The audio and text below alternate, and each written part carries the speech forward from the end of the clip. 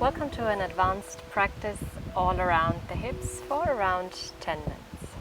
Bring the hands in front of your heart to set an intention for your practice.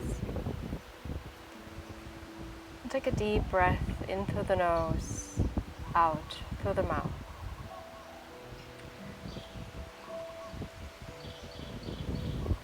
Slowly interlace your hands and bring your arms all the way up, reaching up to the ceiling. And stretch the body first. And then we're slowly releasing the hands and starting to warm up our hips. So extend your left leg and grab the right foot from the outside. And then you're going to pull this leg towards the right hip, bending the knee, going really deep into the hip joint. Pulling it towards the knee and extending the leg again. Try to maintain this upright seated position. With an inhale, extend, and exhale, pull it together. So for rocking the baby, bring your right foot into the left elbow. Then you go a little bit from the left and then to the right, warming up those hips. This will lead us into our arm balance. So we're going to bring or hooking the right knee over our right shoulder. The left foot swings on top of the right for angel pose. And then you're going to come onto your hands, extending the legs. And you're flying. Try to straighten your legs as best as you can. Holding it for a few moments. If you're not able to do it right in the beginning, just give it another try. And bringing the buttocks back down to the ground. Butterfly posture. Soles of the feet connecting. Moving your knees up and down until you can hold stillness for just a moment. We're going to get ready for the other side. So right leg extended, left leg is going to be the one for the hip. Bringing it into the hip joint, extending. And a few times into the hip, extending the leg, bending the knee again. And then rocking the baby, left foot into the right elbow creased. Go a few times from the right to the left.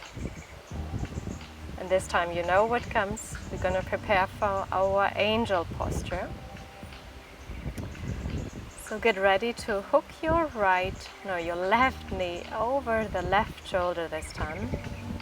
Maybe you did the other side before, so make sure you try both sides. Having both hands on the ground, and then extend your legs to the left side. Buttocks is lifted from the core. You're balancing everything on your hands. The core helps a lot with this practice. Try to hold as best as you can and maintaining to breathe. It's the most important thing in this practice. Back down to the ground, butterfly. Then we're going to press the outside edge of our feet down into the ground, finding our focus again. And with this, using the momentum to stand up, help with your hands and extending your legs. Good. Open your feet as wide as the hips and then squatting down, Malasana pose. We're still engaging our core. If the heels are not on the floor, don't worry about it. You can have a few movements for your neck as well. Before we go into a next asana, this will be downward facing dog. Bring the hands to the floor, walk the feet back, and then send your hips up very high, bring the heels down to the floor. We're going to reach our right leg up for a three-legged dog. Pressing the left heel down and the right leg up high. You can hang out here or flip it over to wild thing posture. This is a heart opening, so you're going to send up your hips and the heart. And then the right leg goes back up and right ahead into the next posture for lizard. So if the hips are a little bit tight, stay in this first variation, just having the hands on the ground. Option to lower down onto the forearms. And then maybe you want to give it also a try to lift the left knee off from the ground. If the knee is on the ground, this is the more relaxed variation. Lift it. It's quite deep for our hips. And if you're really crazy up for, give it a try in a more advanced variation. Wriggle yourself into it, and then we're going to have a flying lizard pose. So the arms are reaching to the side, balancing just on these 2 feet. Keep on going, breathing. Both hands back down to the earth. Adho Mukha Svanasana, your downward facing dog. Let's have one vinyasa in between. So we will go 4 into our plank pose, and then choose to bring the knees down to the floor or having chaturanga practice. This is your choice.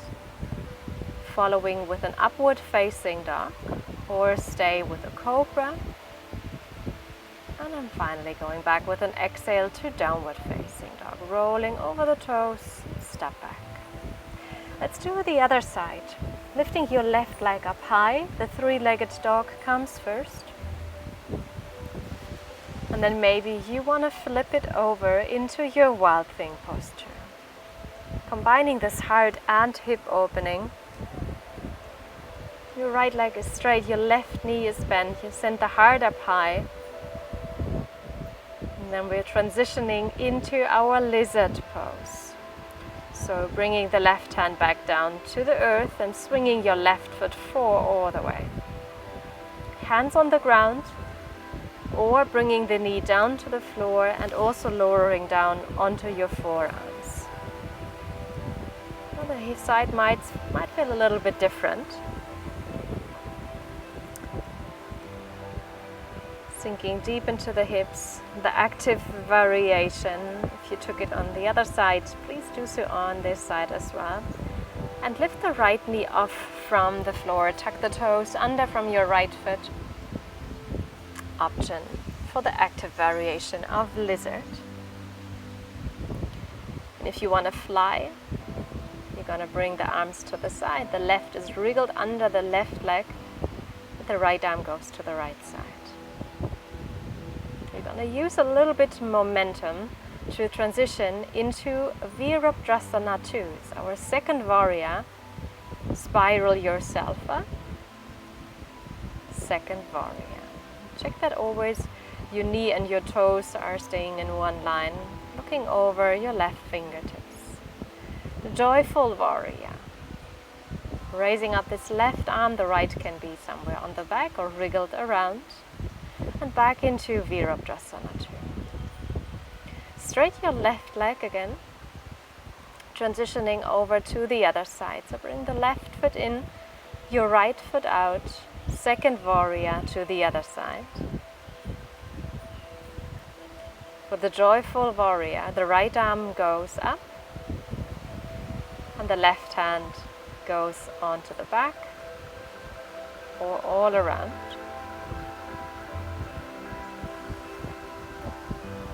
Take another inhale, and with your exhale come back into the second warrior. Straight both legs, and then slowly the toes are pointing slightly inward, folding from our hips, a wide-legged forward fold. So my hips and my hamstrings are quite open. If that is not the case for you and you can touch to the ground, perfect. The head goes easy down to the ground. You can also shorten the stance again to make it a little bit more challenging for you again. All options are free.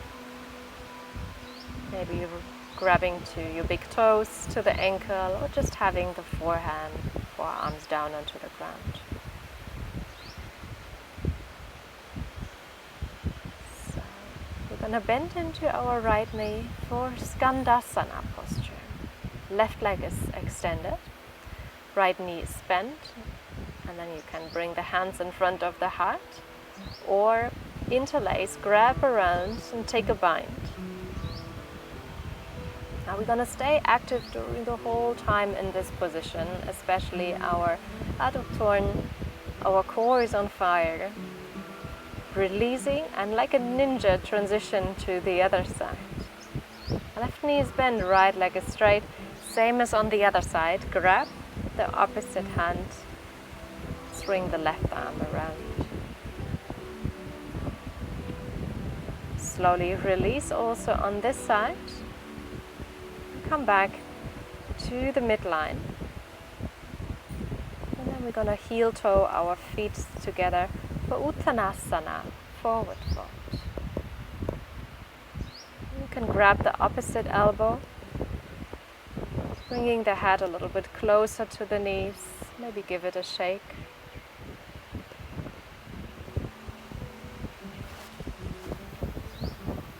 And then to finish up this practice, we have Balasana, our child's pose.